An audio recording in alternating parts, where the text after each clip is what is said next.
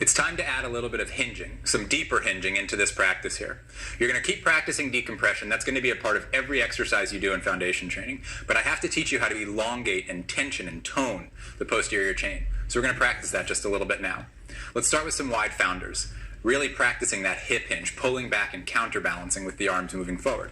We'll start really simple. Chest high, thumbs at the base of the rib cage, pinkies at the pelvis, and just like the decompression, we're just lifting. Everything's coming up and wide. As you exhale, you tighten up your belly, and on the second inhale, breathe as deep as you can. We're going to open up the shoulders as we pull the hips back into a hinge. As the hips go back, the knees have to unlock just a little bit. Your weight's back in the heels, your backside of your body is engaging. Now the lower back is getting tired already. The hamstrings are starting to feel like they're being stretched on. We're going to take the arms forward, and as we do that, the hips are going to pull back, lengthening the torso even further, as if the hands and hips are playing tug-of-war, pulling against each other. We're going to go to the feet for a second. Every toe, from the big toe to the pinky toe, is going to press down into the ground. Feel that contact. Feel that go up the leg, toning the leg just a little bit differently, and then pull the hips another ½ inch to an inch deeper. 10 more seconds right here. Big, deep breath along the back of the rib cage. Big. As you exhale, reach a little further. One more. Big, deep breath all the way in. And as you exhale this time, let's bring the arms back, bring the hips forward, stand up, and we're going to bring the feet all the way together. We're going to practice a basic standing decompression after that hinge, after that founder. So the toes are touching, especially the balls of the big toe are really trying to touch. The heels are separated an inch, and you're standing as tall as you can, as if somebody's pulling from right here at the back of your skull, lifting. We're going to go right into those measuring hands, thumbs at the base of the rib cage, pinkies at the pelvis, elongate. We're going to go right here, breathing as heavily as possible into the back lobes of the rib cage, the back area, the lower lobes of the lungs. One more big breath. Perfect. Let's open up the arms, bring them all the way up. And as the arms go up, so in the founder we hinge really far. In the standing decompression, it's like an inch or two, just unlocking that hip joint by pulling the weight backwards, loading the posterior chain. Everything else reaches up. We don't want Erin taking her arms all the way back behind her head here. We want to stay forward of the chin so that she can pull the chin and widen the lats. One more deep breath. Let the arms come down. Shake that off. Exact same thing one more time through. Wide leg founder. Go a little wider, maybe 2-3 inches wider than the last one, and make sure the outsides of those feet are parallel. All right? Chest up. Measuring hands there, thumbs at the rib cage, pinkies at the pelvis.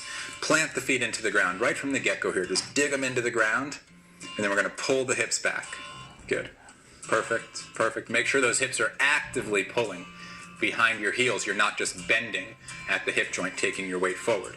Pull your weight back, reach the arms forward, and we're going to go counterbalance. Hands and hips pulling away from each other as far as they possibly can in that position.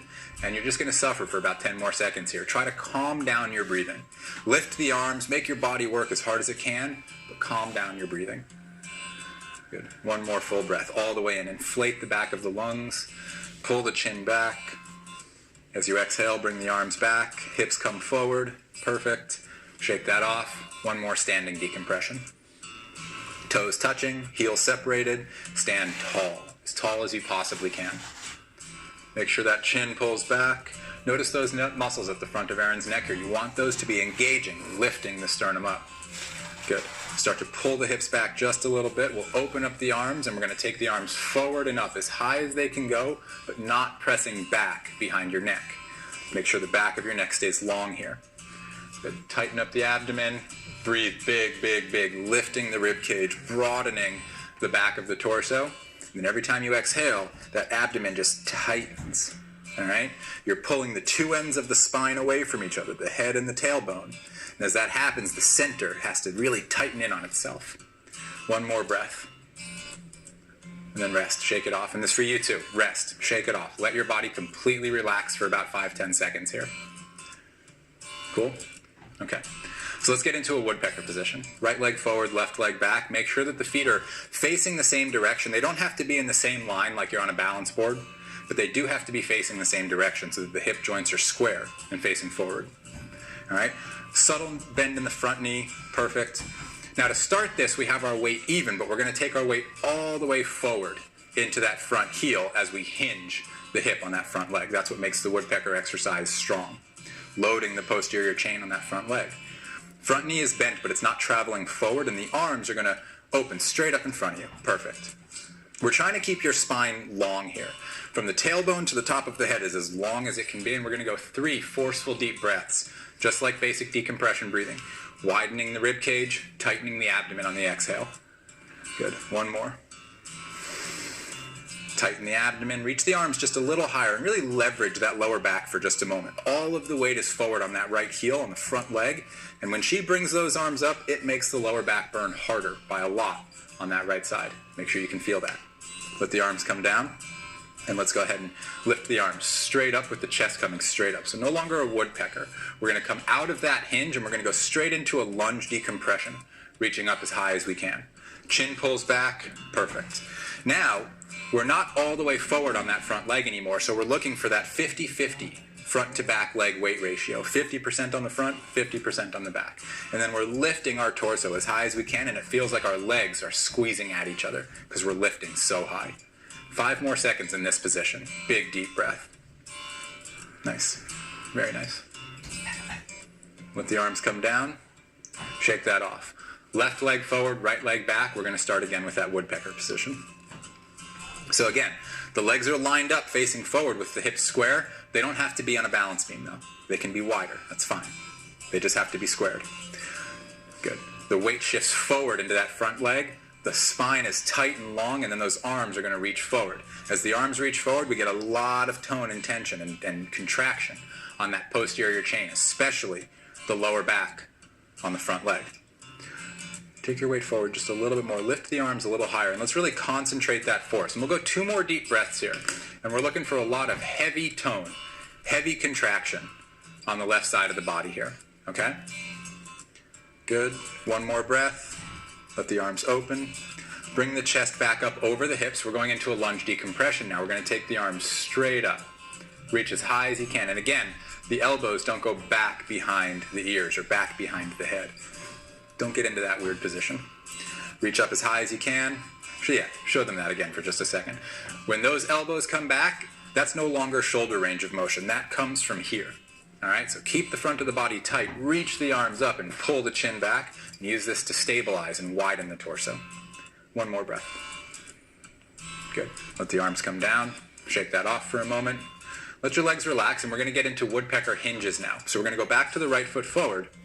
This time we're going to add motion to that posterior chain loading on the front leg. So we're going to start really decompress. Let's take a moment and actually decompress before we get into this. Everybody take 2 to 3 deep breaths, paying attention to the length of the torso. Once you've done those 2 to 3 breaths, I want you to lift up even bigger and then hinge into that woodpecker. So right away, the right hamstring, right butt muscle, and right lower back talking to you. They're letting you know that they're working.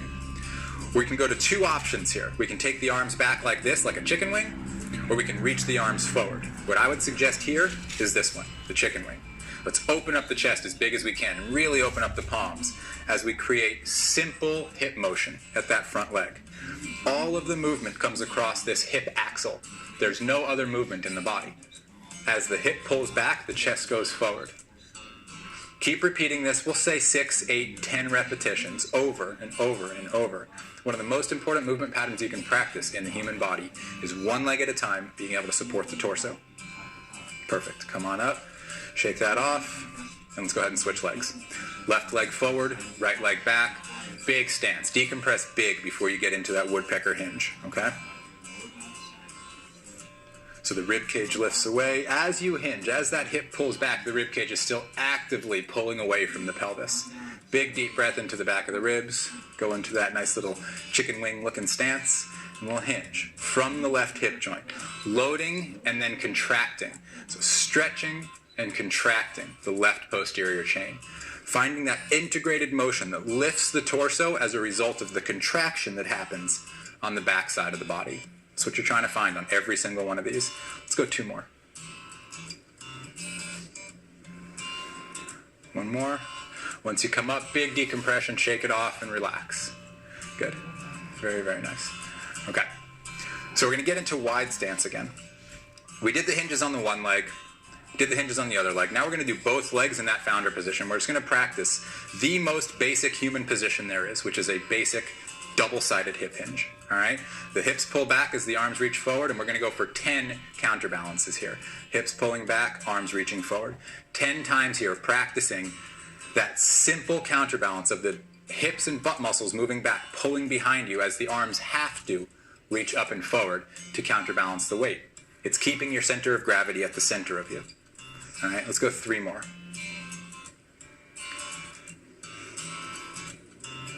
Good. Perfect. And then go ahead and stand up after that one. Shake that off. And let's bring your feet a little closer together. We're going to do one more round of the founder hinges, but I want to do it maybe 2 feet to maybe 3 feet apart. All right? You can do these from any stance, really. You just have to make sure that your hips are square. Let's go another 8 to 10 hinges here in this position. Chest up. Hips generate the motion. Hips generate the motion. That's where it all starts. It's that backward pull that loads the posterior chain. Good. You should be getting pretty fatigued by this point. Try to get through these slowly. Try to keep your spine as long as you can. And keep all of the sensation, all of the muscular contraction that you feel along the back side of your body here if you can. All right? And then the last exercise we're going to do here to practice is a standing decompression. We're just going to tie everything together and really pull the body as long as we can to finish this workout. So the toes touch, the heels are separated, chin back, and we'll go super textbook here. Thumbs at the base of the rib cage, pinkies at the pelvis, chin pulls back.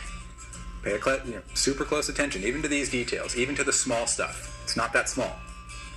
All right, let's break the hips, pull them back just a little bit right there, just to get that hinge, and then we're going to open up the arms, spread the palms, spread the wrists, use the elbows to open the chest here, and then we'll take the arms up, reach up nice and high, squeeze the knees in, lift up big. We're going to go 3 slow breaths, 5 seconds in, 5 seconds out. Expand the rib cage, front, back, and sides. Contract the abdomen. Expand the rib cage. Perfect. Contract the abdomen. When you're done breathing like that, you can let your arms come down. You can shake your shoulders out. Take a few steps. Practice this workout a lot. Got a lot more to teach you, though. A ton more.